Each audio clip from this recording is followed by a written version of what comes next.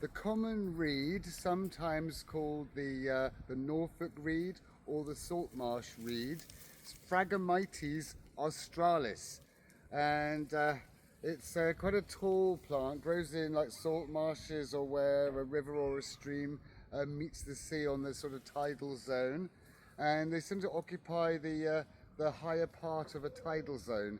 Here, when the tide is fully in, it's this top bit of this reed clump is just sort of in maybe a foot of water.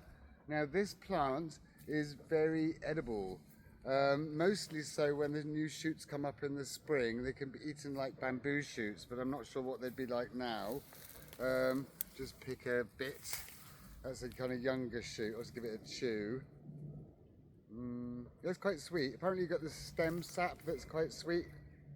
It is really, really sweet. It's supposed to be good for respiratory and digestive issues. The seeds, when they're ready, they can be eaten as well, even ground into flour. And the roots can be eaten, and all can be eaten raw or cooked.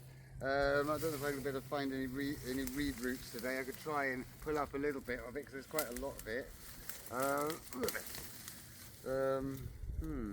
Yeah. So this is the root here. Apparently they're nicer in the winter. Yeah, lots of other plants go in them. There's this German chamomile in here, and there's lots of triangular ratch and loads of other plants that grow in the salt marsh grow sort of protected underneath these things. And they do get a lot taller than this. This is quite like on the edge. If it went further in, it would be maybe over 6 foot high. And very extensive plant, has a really big native range. Europe, Asia, North America and the western side of South America, but they're considered invasive in other places like Australia. So they must get transported by the sea somehow. Maybe the seeds float, I guess. But they have an incredibly big native range, growing in hot places and cold places. They'll grow up in the north of Europe.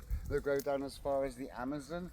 So they're kind of extraordinary plant with a great big native range, creating their own little habitat here. They're like it's like a forest of the stuff. You see in here it gets much taller, and then if I just go through there about 20-30 feet, you just come out on the mud flats of the estuary. And they kind of love these environments, but they will grow on the tops of beaches where you've got like a stream as well. So they're kind of like swampy kind of coastal areas, and very, very common plant, and very, very productive as well.